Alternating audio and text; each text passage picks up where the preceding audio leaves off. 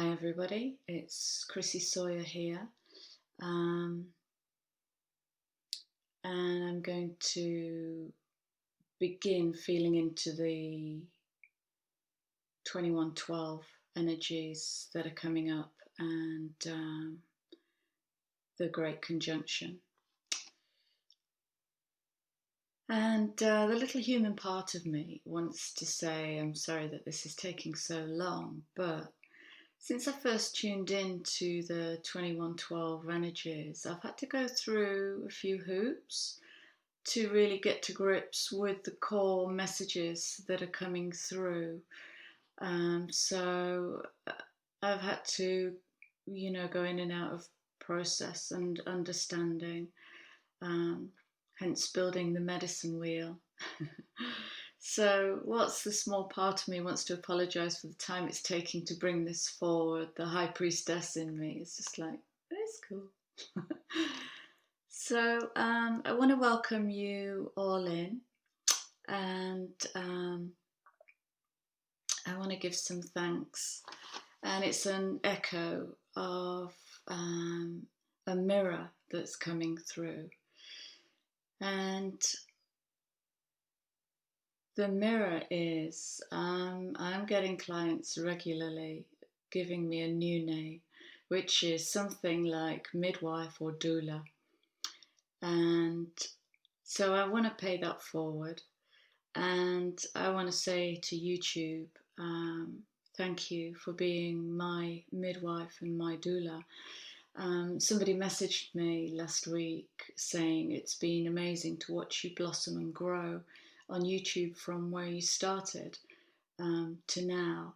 And that's part of the bigger picture of actually the mirror that's coming through for the 2112 energies. So, dearest YouTube, you helped me birth, and I continue to birth. There will be no end to this process.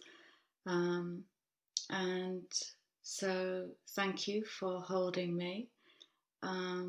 Thank you for challenging me and helping me find my grit and helping me challenge boundaries that I perceive are there, and they're still there.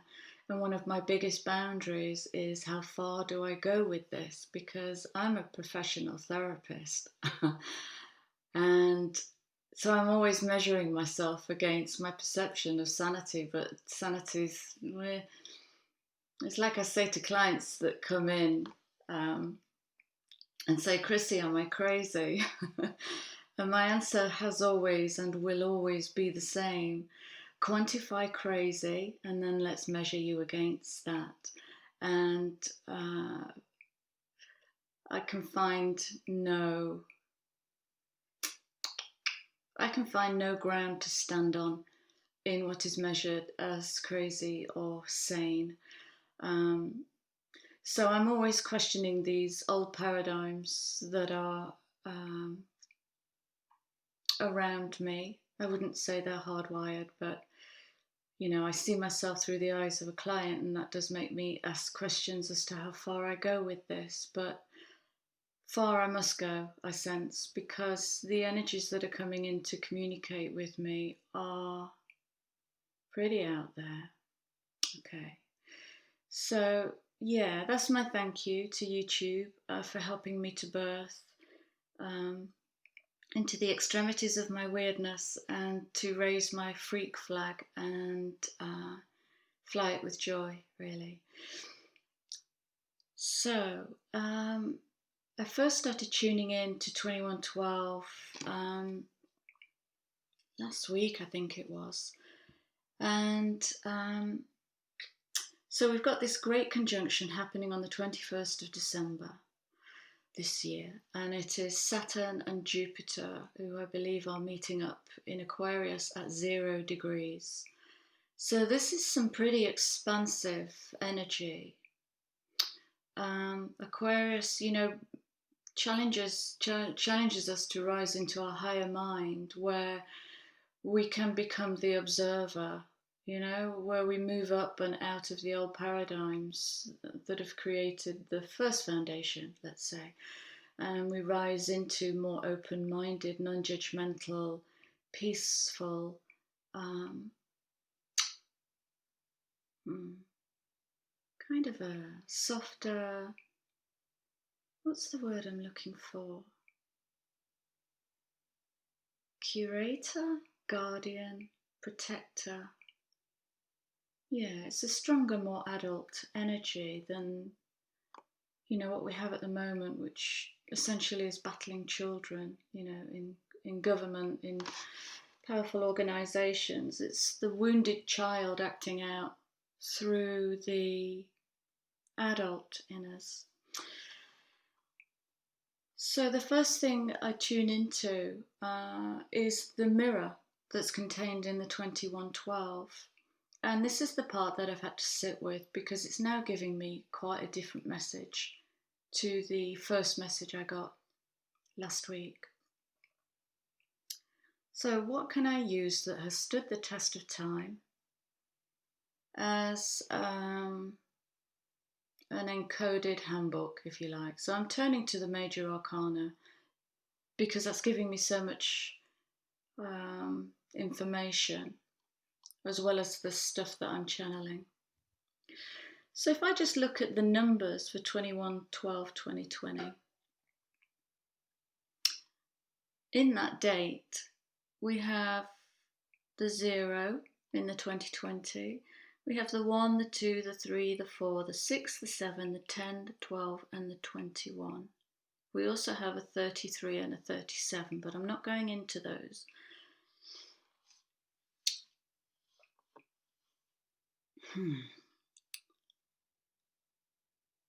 Yeah. I'm going to share one little piece of work that I did recently, where I was given a very strong message, and a 4-pointed gold star was placed in my heart center. And then I moved to research, and I learned that this is called the Star of Bethlehem. And there were other messages with it, which I won't go into. They may come out in time. So this Star of Bethlehem is followed by emerging news about this conjunction. In my world, it's probably been kicking around all year, but I only became present with it, I don't know, in November sometime. So yeah, this star is called the Star of Bethlehem. It's also called the Star of Sirius. And I have this lovely little factoid for you. In 1614, which is a 12, German astronomer Johann Kepler suggested that a conjunction of Jupiter and Saturn may be what was referred to as the Star of Bethlehem in the Nativity story. Others have suggested the three kings could have been following a triple conjunction of Jupiter, Saturn and Venus when they went to visit the baby Jesus in the fable. Okay, so Star of Bethlehem is what we seem to have pinned onto this conjunction. So 0 degrees will take us into the void. So the way I see it is we have 21 standing on the left, which is a mirror. We have 12 standing on the right, which is a mirror. And in the middle there is the void. The two mirrors are belief systems. No. One mirror is a belief system and the other mirror is a potentiality coming into form.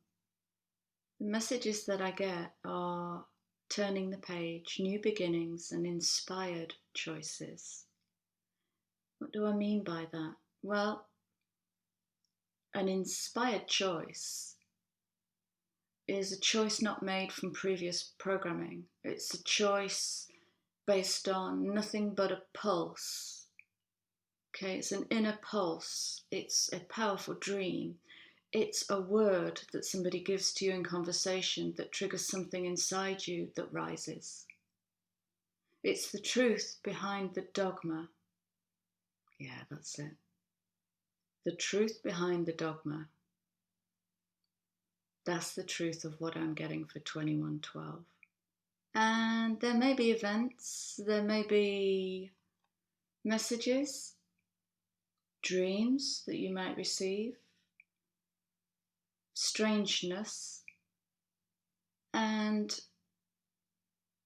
what might help you is to really step into the not knowing. Now, we've been schooling ourselves in not knowing, haven't we, for the whole of 2020. And so for some, it's going to become comfortable or familiar enough to be able to ride the waves of. This is going to ask you that the end of this year and moving into, I don't know, the next 3 or 4 years is really going to test any boundaries around perception, around the word reality, around parameters of existence. It's going to test. So let's just have a brief look at these numbers. In the major arcana, the number 21 is represented by the world. And the world keeps giving me, this card gives me this beautiful sentence, which is something like, she wears the world like loose clothing. It's something like that.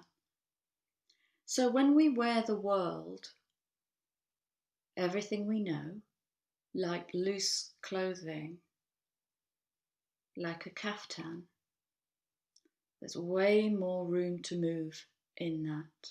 Way more room. So we have the world, the 21.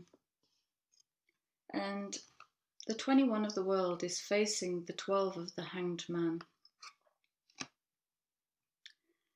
And the Hanged Man is, I found another factoid about the Hanged Man. The Hanged Man depicts a Patura Infamante, which is an image of a man being hanged upside down by one ankle. You may have seen this. He's hanging from a tree by one ankle, so that he kind of looks like an inverted 4, kind of. Well, that's the number I see hidden in there. This method of hanging was a common punishment at the time for traitors. Okay, so this originates in Italy, but traitors. Some versions portray Judas and include bags of silver. So I'm going to invite you to tune into your body now and see what your body starts to tell you about Judas, bags of silver, traitors. Okay, so this card guides us to look at old habits, patterns, beliefs, judgments, limitations, fear barriers. And in simple terms, look at the world upside down. If there's something you don't understand, go and find another place in the room to look at the same thing. Turn the mind, keep turning the mind until the body goes, that's it. That's what that means to me. And then don't hang on to it. Otherwise you'll make it concrete, and concrete beliefs are very hard to dissolve. Okay? So when we're fully in the Hanged Man, as we've been in with the Hermit energy for most of 2020, we are being guided to surrender, to sacrifice, to be suspended, or to suspend. Let's say, I'm going to go as big as the known world. Suspend. Okay?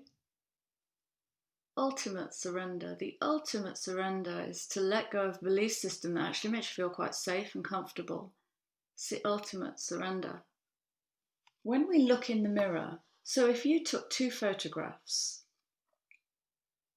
one of you looking in the mirror, and then somebody takes a photograph of you standing in front of them, they will be different, won't they? Which one is a lie? Where is the lie in the reflection? Where is there room for a lie in what we think we see and what we believe we perceive? because perception is reality and ultimately a self-portrait, i.e., I see myself as my world and I see my world as myself, because I can only see the world through my lenses, values, beliefs, judgments, prejudices, fears, limitations, joys, loves. It's my filter system. So when you look at your own filtration system and how that will shape what you see, what you feel, what you sense, is there room for that to be any different? Is there room? And there's an old symbol that's kicking around at the moment. I keep seeing it, and it is the pentagram, which is a very, very old symbol. And I've been seeing the Five of Wands card popping up in so many readings. And the Five of Wands kind of is, it's kind of a card of conflict. Conflict with others and inner conflict. But the esoteric meaning of the Five of Wands is mastery of the five wands that create the pentagram: earth, air, fire, water, ether. It's mastery, it's a card of mastery, and we cannot achieve mastery without challenge. The challenge is to take a pneumatic drill to the concrete that we've set, the concrete beliefs, to help them to break up, to help bring the light down, to reveal the truth. So, yeah, there's going to be some revealing of truths, Okay, I'm going to skip through the other numbers in this chart. So the 0 is the Fool, and the Fool steps off the edge with nothing but a sandwich. Steps off the edge, trusts, and is completely in the not knowing. And next the Fool moves to the Magician, which is the 1. Okay, and the Magician is you. It's you, my darlings. It's you as architects of light. Okay, so the Magician walks into High Priestess energy, which is number 2. Okay, so there's the 1 and the 2 that make the 12, and the 2 and the 1 that make the 21. So there's a choice there, isn't there? Because as a magician, it's up to you what you create. Absolutely up to you what you create. You can create lies and deceit, and you can create a new world based on higher ideals. Based on acceptance, based on trust and courage and altruism, authenticity. It's a richer tapestry, isn't it, than give to get, compete to win, and all of the other dualities that have been built with wrong use of magic.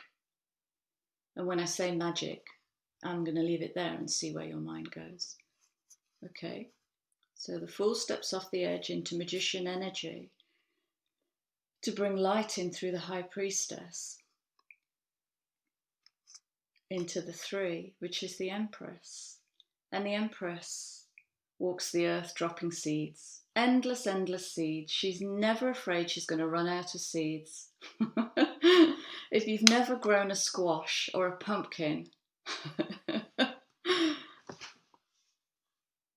then you won't understand what I mean. But when you have, you'll see the seeds that they give you. One piece of fruit can give you enough seeds to sow a crop. That's Empress energy. Never without. So that's going to help challenge the lack and want I spoke of recently. Okay. And then right next to the Empress is her masculine counterpart, which is the Emperor. So there's the power couple in the 3 and the 4. The 4 comes from 2022. There's the divine union. Okay. So the 5 is missing. And we go straight to the 6. And I mentioned the 5 is missing because I'm interested in that. The 6 is the Lovers. Okay, it's the balanced masculine and feminine. But what I'm interested in is that the 5 is missing. And the 5 is the Hierophant.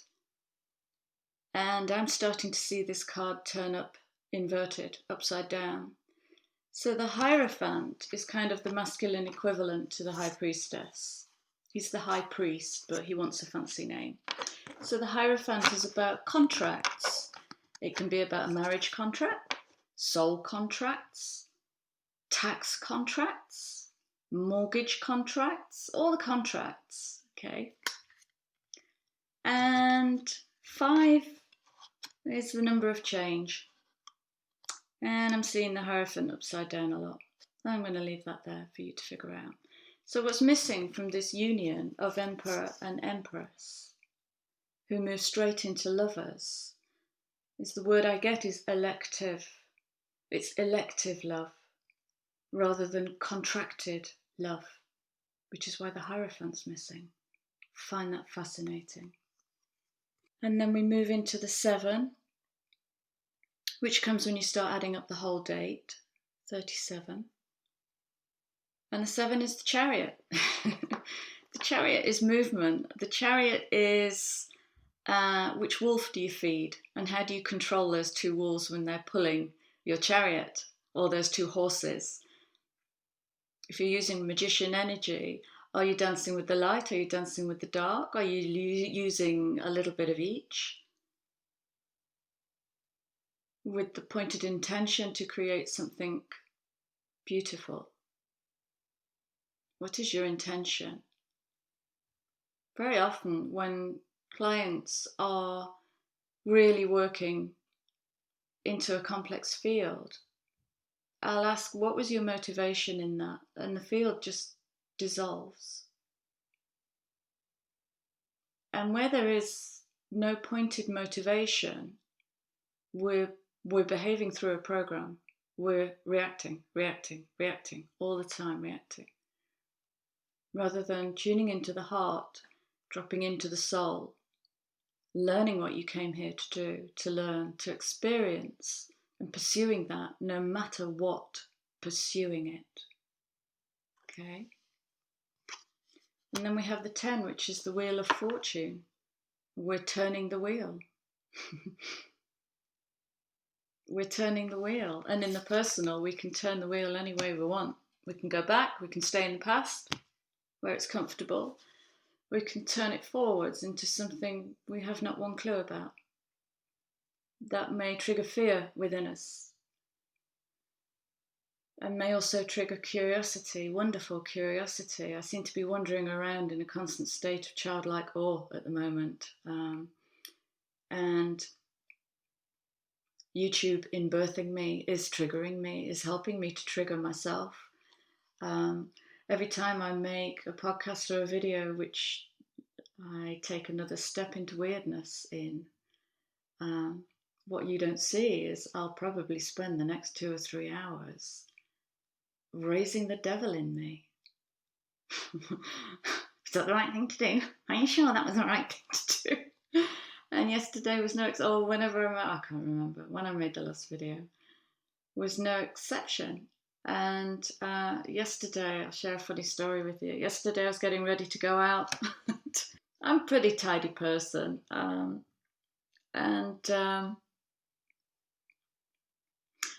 I was just about to leave. I was just about to go downstairs, and I looked at my bedroom, and there were clothes everywhere. Scarves, pashminas, jackets. And I had this little moment of, okay, I'm awake. What am I looking at here? Oh, hello. My teenager had got triggered by the last video that I made. So she's the part of me that is very powerful. She's my Black Lilith. She's scary as F. She's my Queen of Swords. And there she was, all over my bedroom. Oh, Lordy. I love her to bits, but my God, does she make a mess. Mess, yes, thank you. That was a word that came in for me this morning. Chaos. Chaos. So, yeah, I heard somebody say this morning, we can dance with the light. Love and light, love and light. New age, yeah, yeah. But until we know how to truly dance with the dark, and the dark is the chaos of the black. So when I say the chaos of the black, what happens in your body? What does your body know about the chaos of the black? Because until we're truly comfortable to meet the black like a friend and to manifest with the black and the light, it's all light, it's all light, then we are out of balance, out of balance. Oh, wow, okay. I haven't read any of my notes, that just came pouring out. Let me just check that I haven't missed anything for you. Yes, and I want to bring in the 12th house here. The 12th house and a word. Now, this blooming word has been plaguing me since early November. And I woke up with the word overwhelm. And I was talking to my internal guidance system. And we were having this conversation about overwhelm. And I said, if we say overwhelm and we say underwhelm, why do we never say whelm? Like when someone says, how are you doing? Would you ever say, oh, you know, I'm whelm? And then I kind of forgot it, and it's kept popping up, and I've kept meaning to dictionary it. So the other day I get round to dictionarying it. Are you ready? It is a word. Excuse me, I didn't know it was a word. Whelm, as a verb, is to engulf, submerge, or bury. A swimmer whelmed in a raging storm. Okay. The brook whelmed up from its source. I'm going to read that last one again. The brook whelmed up from its source. As a noun, an act or instance of flowing or heaping up abundantly, surge, the whelm of the tide. Okay, its origin is Old English huelfan, to overturn a vessel. Nothing is wasted. That word came to me for a good reason. Okay, whelm. To overflow, to overturn, to surge. Up from source. 2112, source.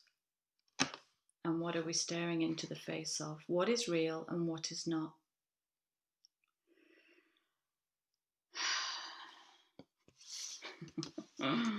I think I'm done for today, but there may be more. Sit with that and tune in to your truth. Tune in to your gut. Tune in to your intuition, to your heart, and drop into the soul. Because the internal world might be a port in a storm. Okay. So with my love, as always, I'm going to leave you here with this for now. Namaste.